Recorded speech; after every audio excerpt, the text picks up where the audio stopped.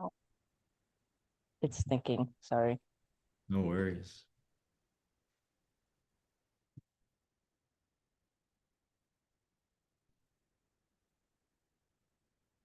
We're live on YouTube.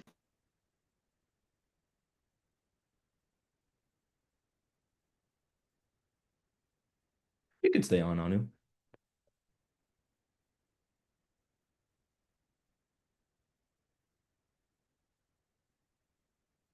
Let me know when I'm good to go.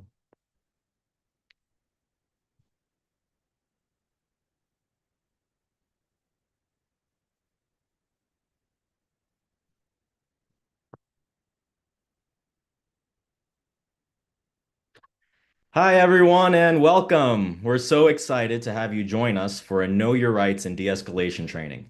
My name is Bakir Konikovic. I'm an attorney barred in Florida, and I'm joining on behalf of Move On. My co-host this evening will be Anu Joshi on behalf of the ACLU. Anu will introduce herself in just a little bit. Since Trump came into office, millions of people have taken to the streets to resist his authoritarian, billionaire-backed agenda. Peaceful protest remains a fundamental strategy for building and sustaining public defiance of this administration. It's one of the most powerful tools we have, and it is still a right that we possess. And that's why this training tonight matters. Some folks are joining us tonight because you're hosting or attending a family's first mobilization, which we'll talk about in just a bit. But most are joining because you're curious, have protested before, or are thinking about it now. When we take action publicly, especially in this political climate, we need to be prepared, not just in our message, but in how we protect ourselves and each other. So, knowing your rights helps you show up with confidence. It helps you stay safe and protect those around you, especially when dealing with police, press, or counter protesters. De escalation is equally important. Tensions can rise at public actions, and we know there are people who may try to disrupt, distract, or intimidate us. Our power lies in staying calm, grounded, and united in peaceful protest. De escalation is how we protect our people, keep our actions focused, and prevent escalation that could put anyone at risk. That's why we're coming together prepared, not just with signs and chants, but with the tools to stay safe, protect one another, and stand strong in the face of injustice. Before we dive in, we'll touch base with our community norms. It's something we always love to do. You can go to the next slide, and on screen, you'll see our community norms. We want to ground ourselves in a few of these so that they will help us create a space where everyone feels respected, heard, and able to engage. First, please respect each other's pronouns. You might see them listed in names or in the chat. If you're not sure, it's okay to ask or just use someone's name until you know. Next, if you have a question throughout the training, please drop it in the Q&A box in the chat. We'll keep an eye on those and make sure we get to as many as possible during the session or later on when we have a designated Q&A time. We also encourage you to use the chat and reaction features, and I see you all doing that right now. Thank you so much. Give a thumbs up, type in encouragement, share a reflection. This is a very interactive space, and your voice matters. Finally, we ask everyone to assume best intent of each other. We're coming from different places. We're all here to learn and grow together. If confusion or discomfort arises, we invite curiosity, not judgment. We choose each other. That's not just the slogan that you see on the screen, it's how we practice community. So let's bring that spirit into this training space. And so now for tonight's agenda. Here's what we'll cover. We'll begin with why families first, grounding in what this National Day of Action is about and why it matters right now. Then we'll walk through knowing your rights as a protest, and my colleague Anu from the ACLU will describe and go over what your rights are and how you can exercise them freely and peacefully. Next, we'll go over de-escalation techniques, where I'm going to go over some simple tools to help you keep yourself and others safe if tensions rise. And finally, we'll close time with questions. So feel free to drop yours in the chat now or hold on to it later. Next slide. Okay, so families first. What is it? On Saturday, this Saturday, July 26th, people from coast to coast, almost all 50 states, will take to the streets for the Families First Day of Action. This is a peaceful public mobilization where we will speak with one voice to say our families come first. We're rising up against cruel Republican-led cuts to healthcare, food, immigrant communities, disaster relief, all to fund tax breaks for the ultra wealthy. This is one of the largest coordinated days of action that we're working on, and everyone needs to be a part of it. We're gathering in cities, suburbs, small towns to send a clear message that our families come first, not billionaires, not greedy corporations, and not political power grabs. And tonight, my team tells me that there's still many of you here that aren't signed up yet to attend or host a Families First event. But you're the perfect person to join this mobilization. You're exactly who we're looking for. You're already here. So if you can please go to familiesfirstnow.org/move on to create an event or find one near you by going to familiesfirstnow.org. It's pivotal, it's critical that we all get involved. We currently need hosts, especially in Alabama, Hawaii, Idaho, Mississippi, Montana, North Dakota, Oklahoma, South Dakota, and Wyoming. And just so everyone can check that out, I dropped it in the chat. If you're from any of those states, we really critically need you to start up events there. So now let's go to the next slide for an important advisory about what our core principle is here. Before we get into the training, we want to be clear about the values behind Families First events. These actions are peaceful and grounded in nonviolence. We're showing up with care and discipline, a commitment to protecting one another. Everyone is expected to help de-escalate tension, to stay lawful, to avoid engaging with anyone trying to provoke or disrupt our day of action. We don't expect any arrests this weekend. These are meant to be peaceful, family-friendly events, and no civil disobedience is planned. That said, things can change quickly, so it's still important to know your rights just in case and to have a plan and safety plan in place. Weapons of any kind, even if legally permitted, should not be brought to any events. We want these gatherings to feel safe and welcome for everyone. And finally, events should not take place in public spaces or on public property to help, or should take place in public spaces or on public property to help protect everyone's rights, of course. Remember this, nonviolence is a powerful strategy rooted in care and discipline and our collective strength. It's at the heart of what we're building together. So without further ado, I'll pass it on to Anu. Thank you so much. Hi, everyone. Thank you so much for joining tonight. My name is Anu Joshi. I use she, her pronouns. I'm based in Washington, D.C., but I'm come from California. So I'm very happy to see all the folks from California in the chat. And I am with the American Civil Liberties Union. And so tonight I'm going to be guiding us through this Know Your Rights training in preparation for all of the amazing events that will be happening on Saturday across the country. And whether this is your first time joining us or you've been here before, we're so glad you're here, and we're so glad you're taking the time at night, to make sure that you know your protest rights.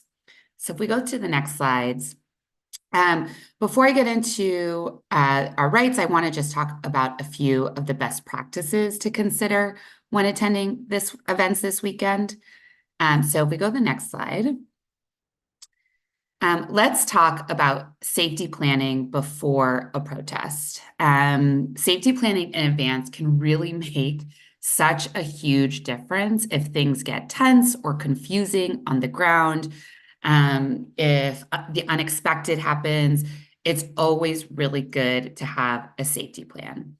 So number one, take a few minutes to think through what could go wrong. The goal here is to try to prepare for some of the most likely scenarios. And a part of that is to make sure you're going with someone, that you have a buddy who is on the same page as you.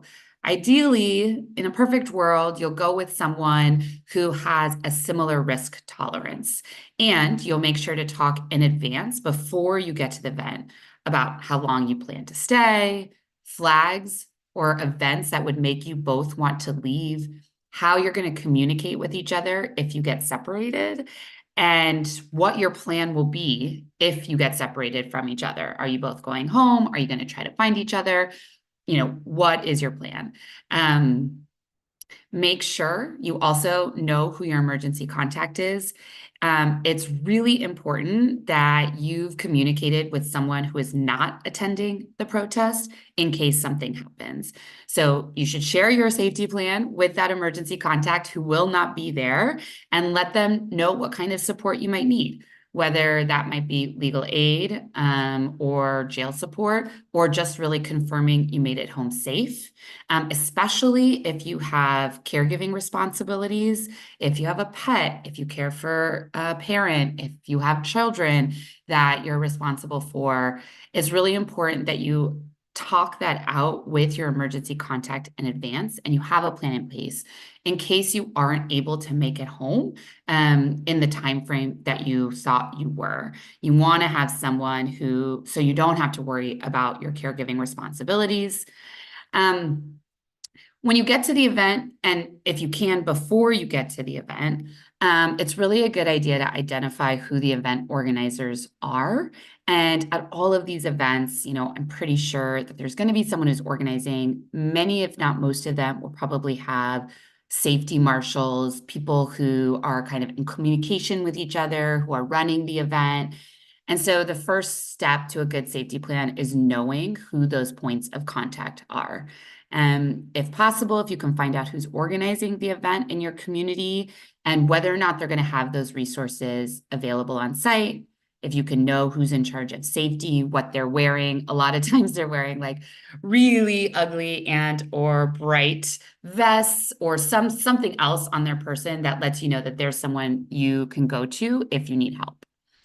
And then the last thing I'll say in terms of the safety plan is we really recommend, because you never know what might happen, is to use a permanent marker to write down important phone numbers on your body. So starting with your emergency contact, of course, because we know that phones can either get lost, broken, they might not work, they might be confiscated. And so you really want to make sure that you have access in this day and age where I don't know about you all, but I don't remember anyone's phone number, that you have that person's who can then, talk to whoever you need them to talk to figure out how to keep you safe, that you have that on you, on your body, easily accessible.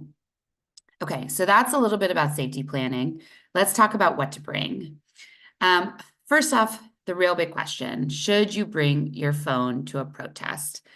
Well, it really depends, and it's important to weigh the risks and benefits. So obviously, on the one hand, your phone keeps you connected to the outside world. It lets you talk to and be in communication with the people that you're going to the event with. If there's an emergency, it lets you access and call other people or call for help, get updates from event organizers.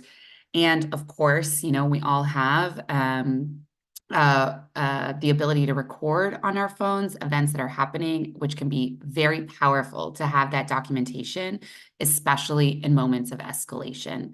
So those are all really good reasons to bring your phone to a protest. On the other hand, there are real risks. If your phone is on, even if it's in airplane mode, there is a very good chance that your movements are being tracked. And so the only way to ensure that you aren't being tracked through your phone is by not bringing your phone at all. That being said, if you're going to bring your phone, there are a few things that you can do to try to make it safer. One thing is to be sure to turn off the biometrics on your phone. So that means if you can use your fingerprint to open your phone, or if you can use your Face ID to open your phone before you get to the protest, you should turn those off. That way, no one will be able to unlock your phone without your explicit consent. And in case it gets confiscated by law enforcement or you lose it or any of those reasons, it's a really good idea to turn off all of your biometrics to access any of the data on your phone. And I just want to, we are the ACLU. I just want to say that even if you turn your phone off, you put it in airplane mode, once your phone is back on and or off airplane mode connected to a network, your cell phone company may still be able to track your past locations, and law enforcement can likely access this information with a warrant. So bottom line, if you choose to bring your phone to a protest, which, I'll admit, I bring my phone to protests. It's just not realistic for me not to. Make sure it's charged fully before you go. turn off your biometrics. So you switch to hopefully like a 6 or 8-digit passcode. Keep it on airplane mode as much as possible. Use encrypted messaging apps if you're talking to other folks that are at the protest or if you're talking about the protest. I use Signal. There are others out there. And then the last thing I'll say is more about just kind of how to be considerate of the other people that are at the protest. If you're taking photos, you're taking videos, we obviously want you to do that. We want to make sure that people know how many people are coming out to the events on Saturday. Just try to make sure that you don't share anything on your social media or on the internet that really clearly shows other people's faces, tattoos, or other identifying information. And in fact, there are a lot of applications now that will really allow you to blur people's faces before you post. So if you get a really good picture, but there's just a lot of strangers in it, there are a lot of really easy applications. And I really encourage you to think about that before you post for others who might be more sensitive about having their attendance at the protest documented. Some other things to consider bringing a photo ID, which can be really helpful if you're stopped by local law enforcement or other law enforcement agencies. Water, snack, a little cash if you can. Basic supplies can go a long way, especially if there's a lot of people around. Obviously, weather gear, sunscreen, umbrella, rain gear, all of that stuff. A mask if you like. It might help protect you from facial recognition technology. There are some states that have laws around whether or not you can wear a mask in public at protests. So I encourage folks to look up the laws for your own state. But in more states than not, you are allowed to wear masks in public. And then, of course, posters, signs, all of that good stuff. Okay, so what not to bring? We recommend that if you can, you don't wear contact lenses. We recommend this because contacts can actually trap tear gas and pepper spray, causing pain and eye damage. If you don't know how long you might be held, this is worst case scenario. As was mentioned, these are going to be peaceful, joyful protests, but we want to be prepared. We found that it's just safer to wear glasses for protection. Of course, I just want to reinforce, we recommend leaving anything illegal or even questionable at home, including weapons, which may or may not be illegal, but even drugs or drug paraphernalia, even if it's legal in your state, we just find that the risk factor is pretty high at public events like this.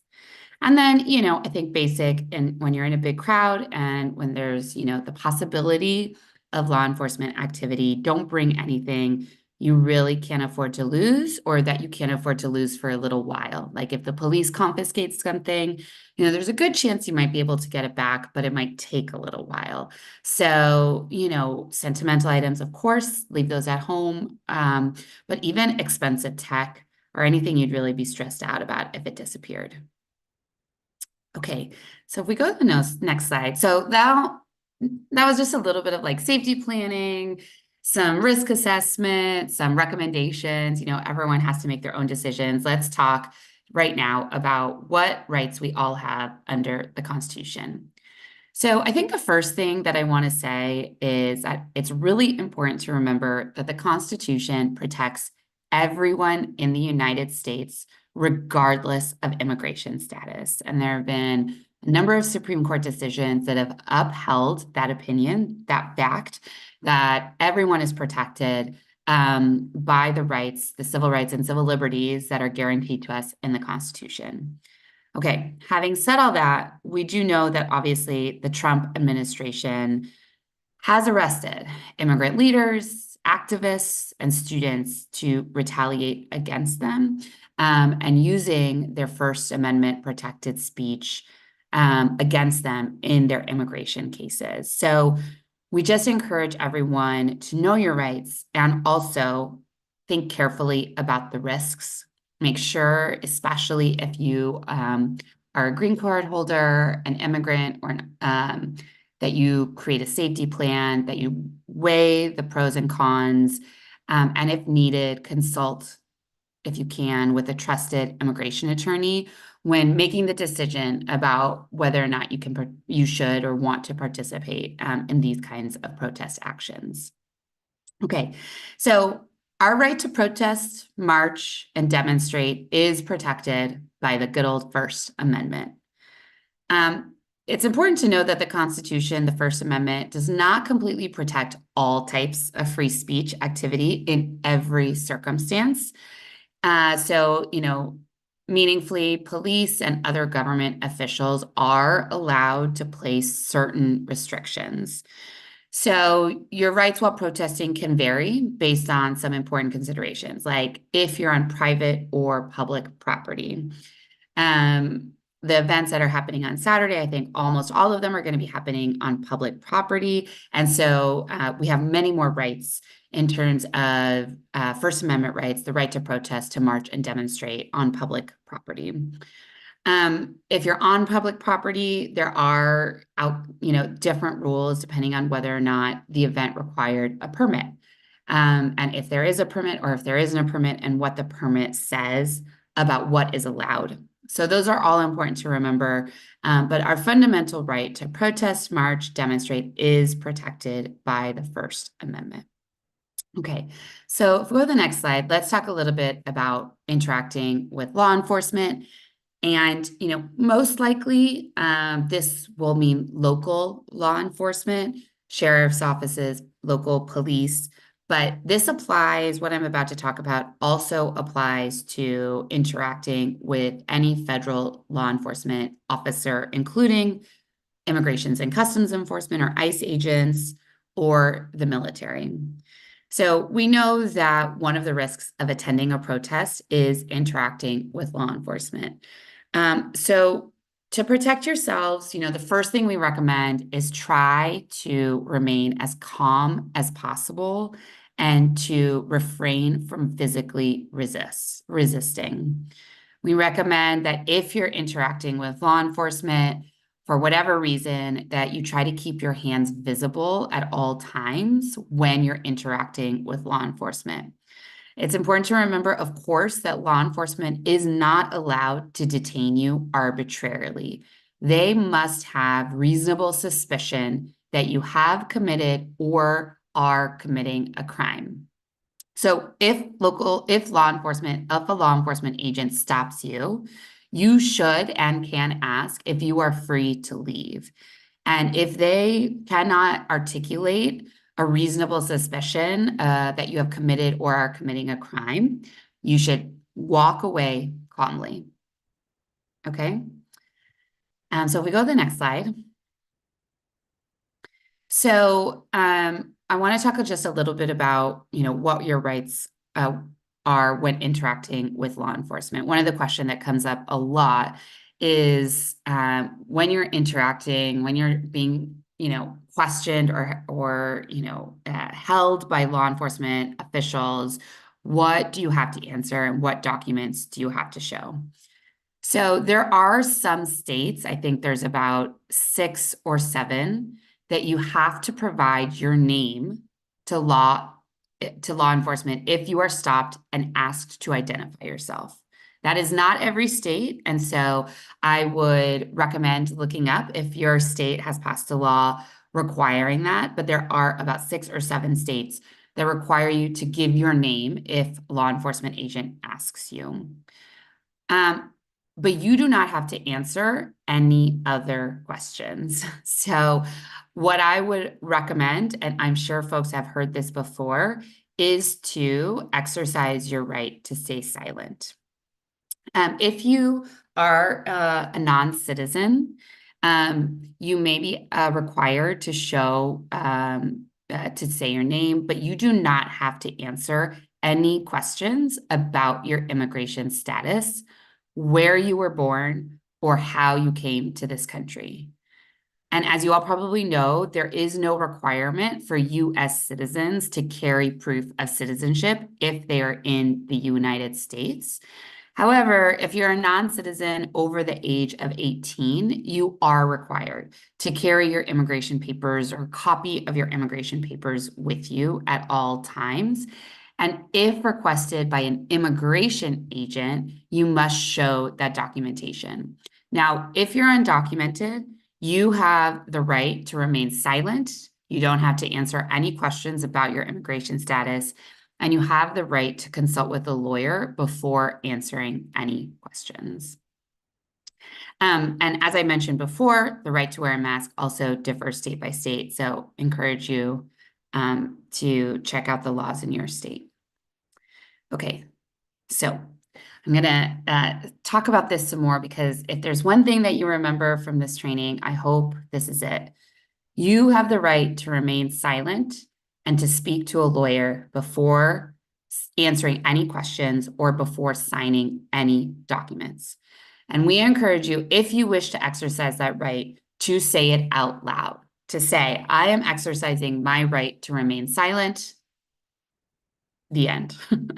You don't need to give any explanations. You don't need to say why you're exercising that right. You don't need to say anything else.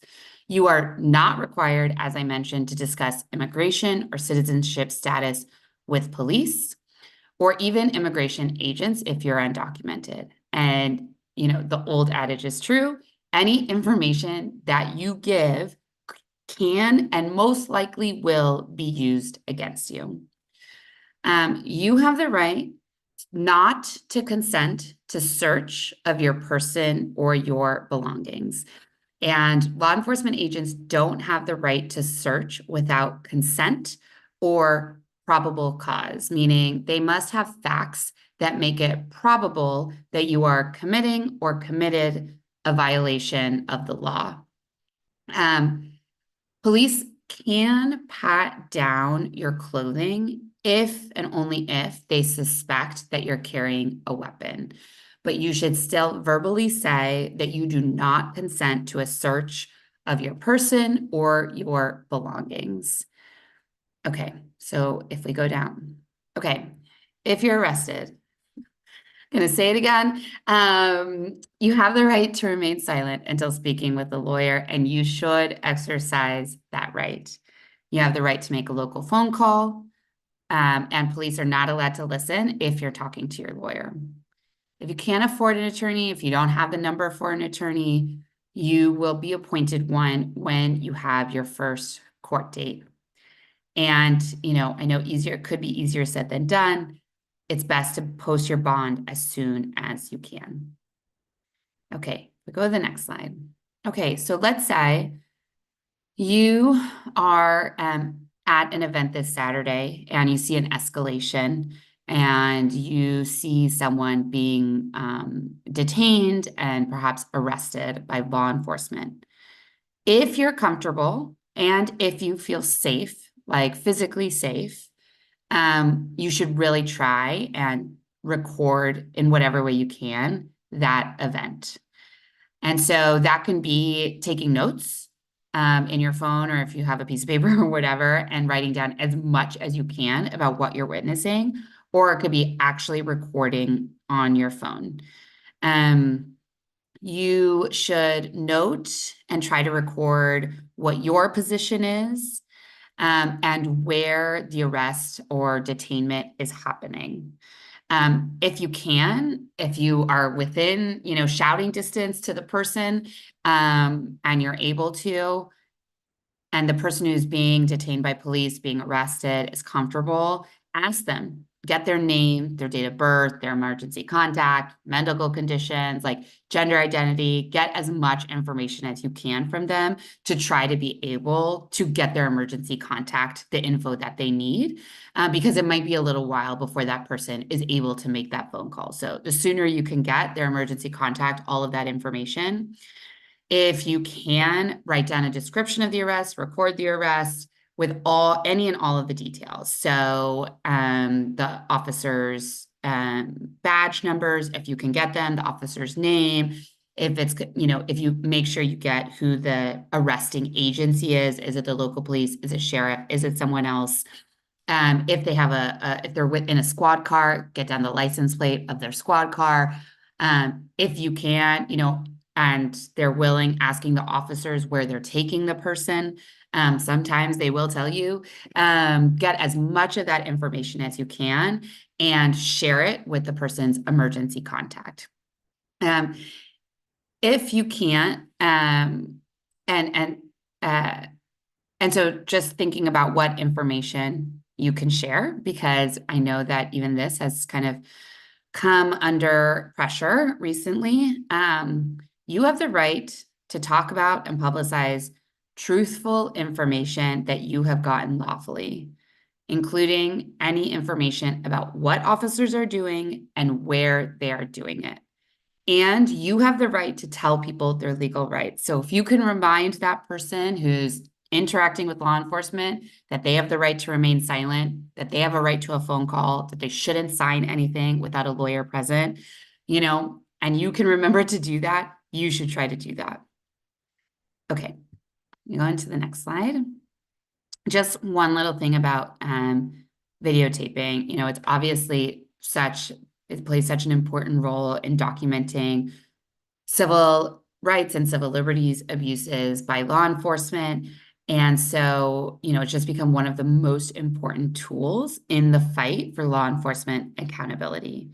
Okay, so when you are lawfully present in any public space, you have the right to photograph and videotape anything in plain view. And that includes federal buildings and the police or law enforcement agents. If you're on private property, the owner gets to set those rules and those same rules don't apply. But on public property, you have the right to photograph, videotape anything in plain view. The police are not allowed to confiscate or demand to see your photographs or video without a warrant. And they are definitely not allowed to delete data under any circumstances. And this is true regardless of your immigration status, of course. They may order people to cease activity that are interfering with what they consider legitimate law enforcement operations, but that does not mean you need to stop recording. They might ask you to back up, to give them more space. You should heed those warnings, but you do not need to stop recording. The First Amendment protects our right to record images and videos. The legality of recording audio without explicit consent really depends on the state. So if you're videotaping, if you can do this research in advance to see what the rules around audio without consent are in your state. But if you're videotaping, keep in mind that in some states, the audio will be treated differently than the images. Okay, next slide. Okay, this is going to seem redundant, but if your rights are being violated, if you believe that your rights are being violated, much like witnesses, try to write down everything you can remember: badge numbers, patrol car numbers, the agencies. If you are allowed to leave, if you are not detained, you should get witness information. Take photos of any injuries, and you should file a written complaint with the agency's Internal Affairs Division or Civilian Complaint Board if that exists.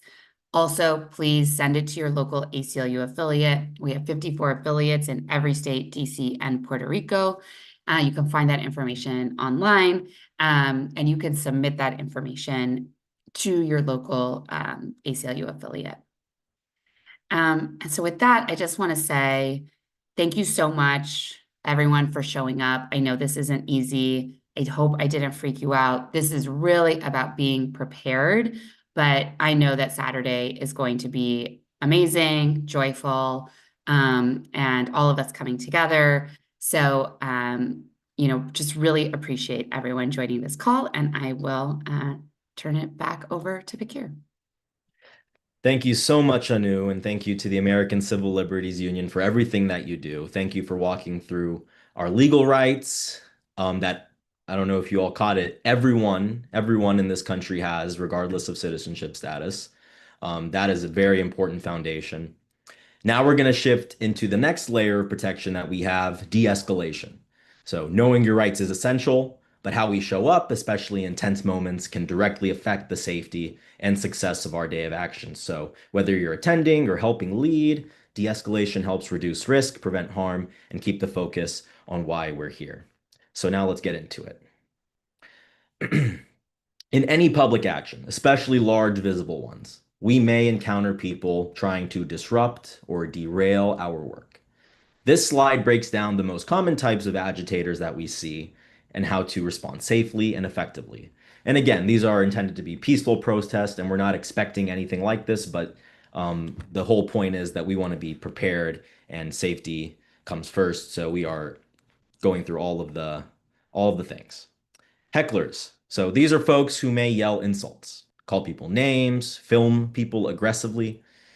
Our response should be to not argue, to not escalate the situation. The best approach is to ignore or step away or help drown them out using chants or songs. That's a favorite.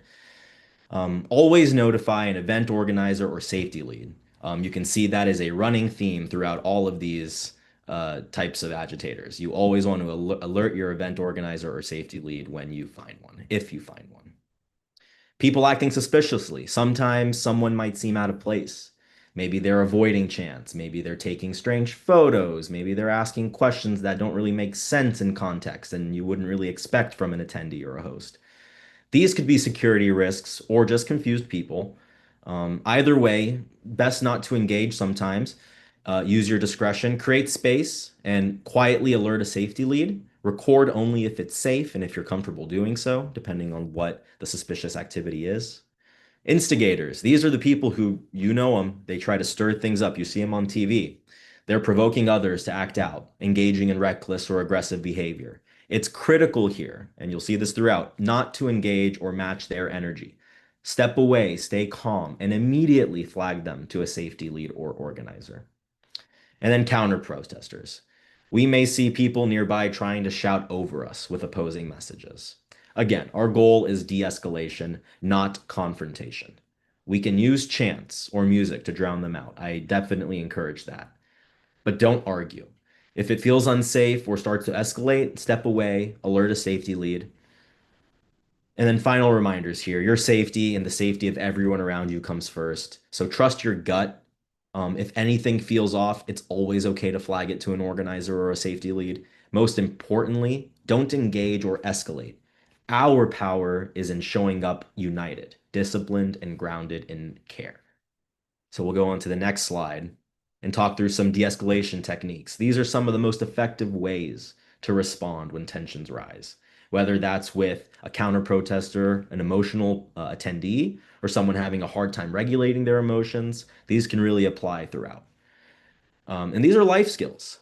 And here's an important frame for it. When people feel unsafe or unheard or out of control, their survival brain takes over. So logic shuts down and emotions take the lead. That's why our job in these situations isn't to win a debate. It's to help regulate the situation, de-escalate the situation. Oftentimes, nonverbal communication, the things that we don't say, is often more important than what we do say. The tone of our voice, for example, our posture, our physical presence, those things matter a lot. So now let's talk through some tools we can use to de-escalate tense situations. First, stay calm and use a neutral tone. Try taking a breath, ground yourself, speak in a steady, calm voice, and practice a technique called low and slow. This is coined by a famous psychologist, Teresa Bolick. This reminds us to keep both our tone low and our pace slow. This helps the other person process what we're saying instead of reacting to it. So remember that, low and slow. Next, set boundaries. It's okay to set limits without being aggressive at all. You can say things like, please take a step back, or I'm not going to engage right now. Most people want to feel in control of their own space and decisions, so don't corner anyone. Try to keep at least 2 arms length of space between you and the other person and keep your body posture open, not rigid or confrontational. Another tool is to redirect focus. So if someone's getting agitated, shift their attention. Say something like, let's focus on why we're here, or You can start a chant or call in support. A calm, united group here can help redirect energy and de-escalate a tense moment. Also, be mindful, and I've said this earlier, to use non-threatening body language. Like I said, sometimes this is more important than the words. Keep your hands visible and open. Avoid pointing or making fast movements around agitators. Stand at a slight angle, not directly face to face with folks. Use slow, deliberate gestures.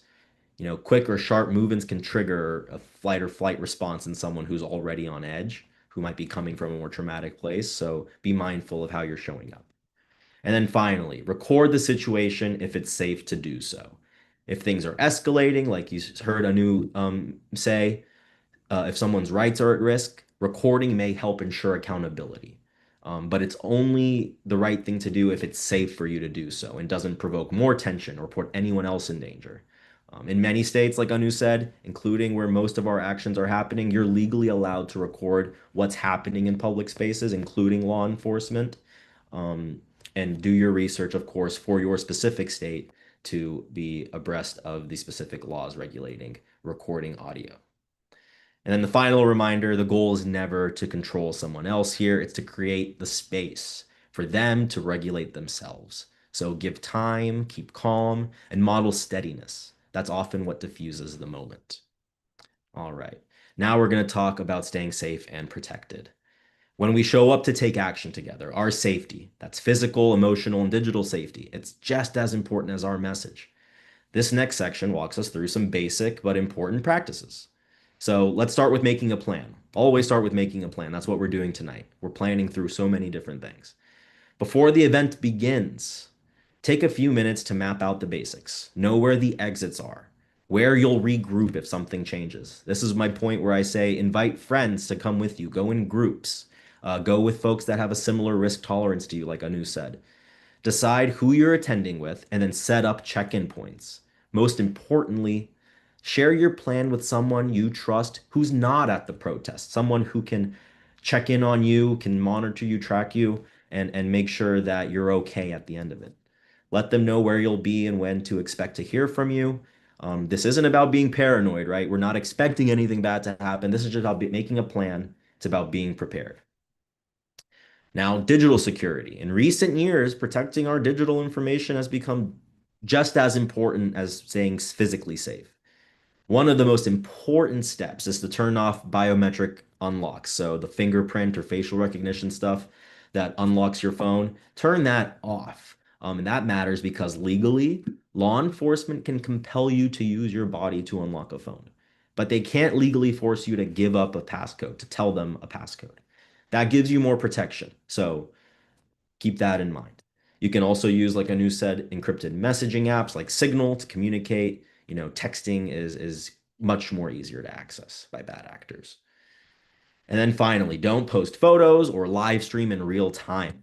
Even a quick selfie can unintentionally reveal someone else's identity or location. It's just much safer to wait until after the event to share things. And now, personal safety. Dress with intention. Wear comfortable, weather-appropriate clothes and avoid anything that makes you easily identifiable if you don't want to be easily identifiable. That might mean wearing closed-toed shoes, a hat, clothing without logos, darker clothing. You can bring a mask if you want to shield your face. And a theme throughout all of this, pair up, go with people, go together. If you want to go far, go together. Whether you're going to the bathroom, grabbing food, or heading out, people are more vulnerable when they're alone. And I'll close this section with this. We don't prepare for worst case scenarios because we expect them at all. We're preparing so that we can show up powerfully, calmly, and in community. Knowing your plan, knowing your rights, this is what gives you empowerment to go out there and protest and know that you're doing the right thing, the thing that you have the right to do. All right. Now let's take a breather. I just did a lot of talking, and I'd love to ask you and look in the chat, which de-escalation technique that we've talked about so far have you used before? I see Luna over here saying low and slow is her favorite. I like that one a lot. Singing, ignoring, chanting over chants. That's one that a lot of us in our joyful protest love. Um, Drown them out with joy. Silence, ignoring them, singing, a lot of singing. I love that. I'm excited. I'm excited for these events. Look at that. Redirect. I see that. Low and slow. Chanting, singing, ignoring. There's a top four, and it's definitely chanting, singing, ignoring, and staying low and slow. Okay. Thank you all for this engagement. This is awesome. All right. Thank you so much. Now we can talk about some specifics, some nitty-gritty. So this is also a moment where I'm going to reiterate that at the beginning of this call, this might have changed since then. My team let me know that we still needed you all to sign up to attend or host an event. If my folks in the chat can post those links again so folks can sign up, find a place where you have an event nearby you or start one up. Now we're going to get into the role of the folks who are taking on hosting events and being safety leads at them. These are both very important.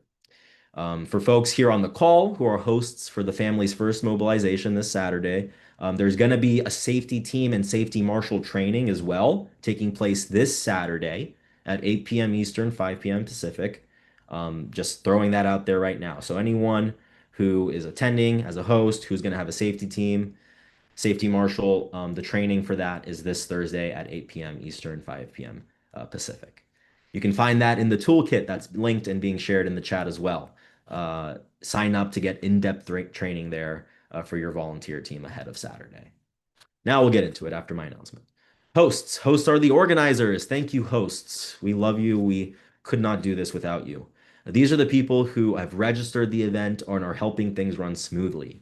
One of the most important things a host can do is designate a safety lead before the event begins. The safety lead's job is going to be to help monitor for risks alongside the host and to serve as a point person for safety-related concerns that attendees may have. So let's get more specific. Safety leads don't need to be security experts at all. They just need to be calm under pressure. They need to be good at scanning a crowd, ready to flag issues as they come up, alert, attentive. Safety leads' main responsibilities are making sure that there's a basic safety plan, exit routes, guardrails for how you're going to establish where we're protesting, how we're protesting, backup plans for what happens if something goes wrong, where do people go. Safety leads are also the point of contact for attendees. Thank you, attendees, for attending these events. We want to make sure that attendees feel safe, and if they notice something is off, they can go to somebody. This is where the safety lead and the host come in.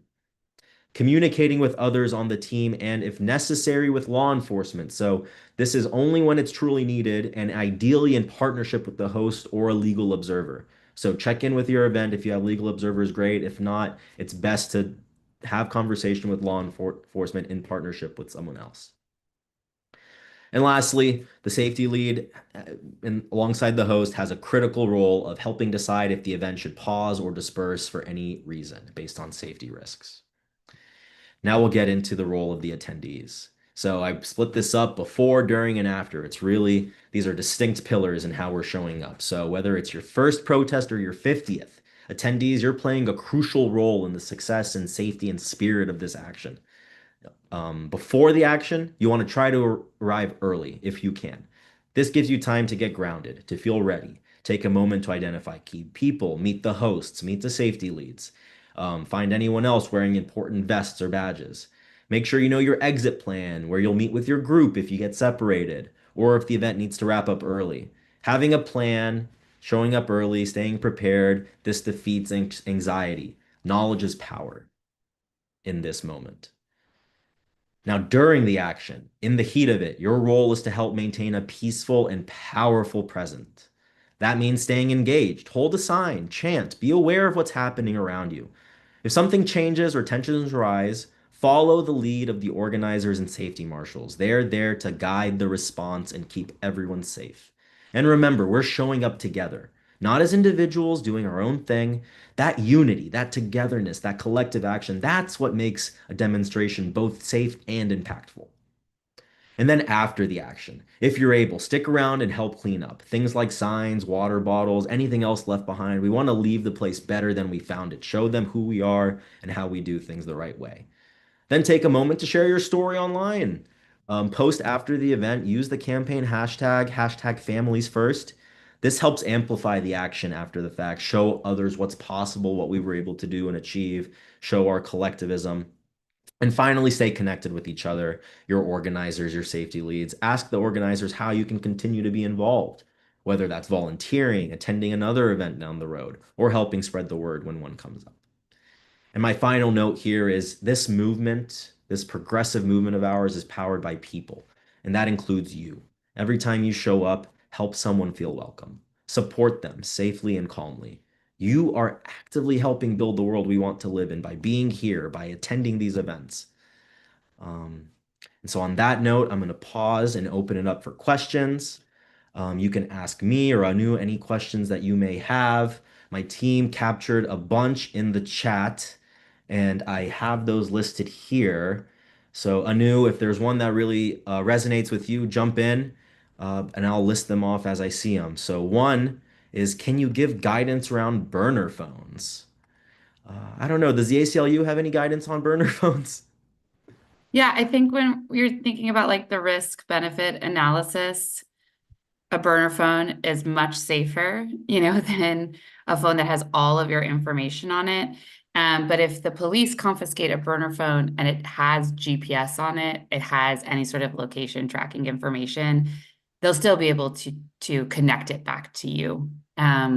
So they won't be able to access all your data, and that's really good and important, but it might not protect you unless it's like a very old, maybe like a flip phone or something that doesn't have GPS.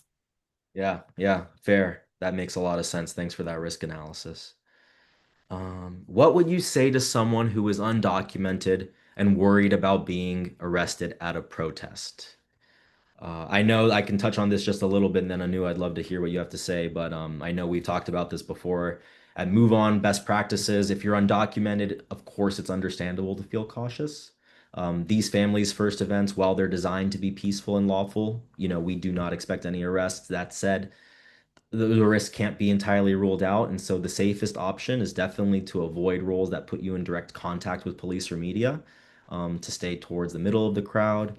Make sure someone you trust knows where you are, have a plan in case you need help. And just want to say, whoever asked that question, we honor and respect your presence, and encourage you to participate in ways that feel safe for you.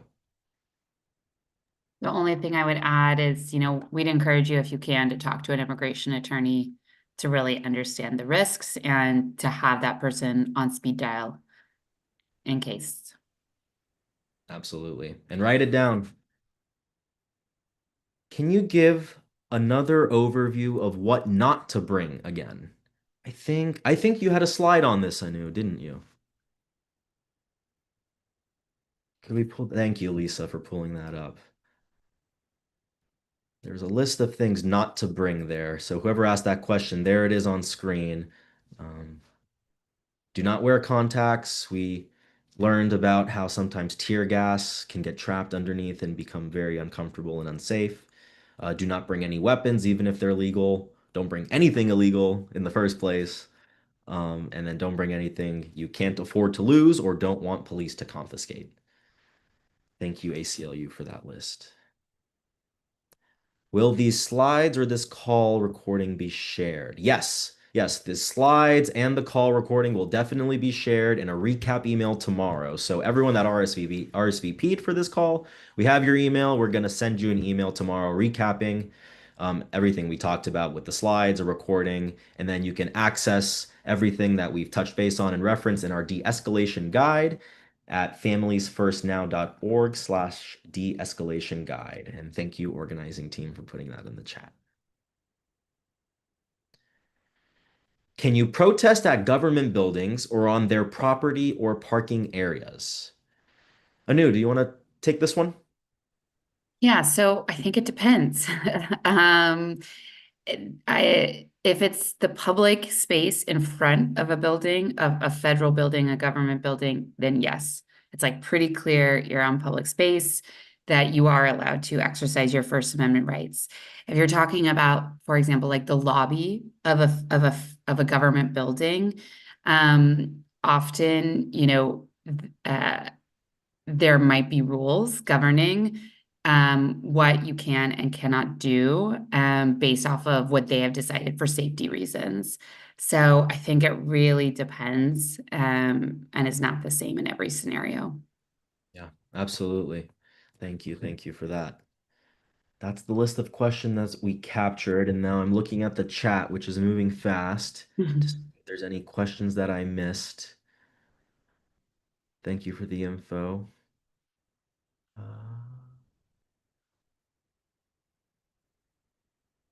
all right, I'll do another call, last call if you have any questions right now. Otherwise, like, how can you find an attorney to assist if you are arrested? So, the theme of tonight is be prepared ahead of time. So, I would advise you right now after this call, go to Google and find any attorneys that work in immigration law in your area. There's also lots of pro bono attorneys that can assist. So, you can find local attorneys, statewide attorneys that assist in these areas. And I would definitely recommend that you research this as soon as you're off the call. Um, that is my best advice. May I use this in our peacekeeper training? Of course, use any of the lessons learned in your peacekeeper training. Share this far and wide. Help each other um, know your protesting rights and become empowered to get out there. Okay, we only have 3 minutes left, and I'm really good on time most of the time, so I'm gonna move on over and recap what we're doing here. So, everything we've covered tonight, from knowing your rights to de escalation to safety planning, this is all in service of what's happening this weekend. The Families First mobilization is this Saturday, July 26th, and it's shaping up to be a day for families to come together coast to coast to take action together against cuts to Medicaid, SNAP, and other things we rely on. People are turning out in almost all 50 states, and I shared those states that we still need hosts in earlier. So please, if you haven't already registered to host, if you haven't registered to attend, you can do that. Our folks will share those links in the chat if you haven't already gotten them. This training wasn't just a theory, it was about getting ready to show up, to safely and powerfully show up in community with one another. Whether you're attending an event, helping lead one, or inviting others to join, which I hope all of you are, you're part of something big. Your presence matters, your voice matters. So take what you've learned tonight, bring your people, and show up prepared and fired up. So if you haven't signed up yet, there's still time. Go to familiesfirstnow.org/move on and plug in. And that's our next step. Sign up for a Families First event on July 26th, familiesfirstnow.org/events. And we've shared these throughout the chat, but here they are all on screen for you again. And I'm going to read them out if you're an auditory learner. So complete a safety plan worksheet and review our de-escalation resources at familiesfirstnow.org/de-escalation guide. You can find additional host resources. So if you're a host, you need resources, go to familiesfirstnow.org/toolkit. And then we have host office hours. So we have them tonight, immediately after this call from 8 to 10 p.m. Eastern Time. If you need any assistance, if you have any questions, host office hours are there for you immediately after this call at 8 p.m. So, oh, I guess during this call, but still after 9 to 10. It's still in range. Caught myself there. And then Thursday, we have another set of office hours from 1 to 3 p.m. And you can find those at moveon.org/families first support. All right, y'all. Thank you so much for joining. Sign up, get fired up. Let's tell this government, this administration that our families come first, once and for all, forevermore. Thank you so much.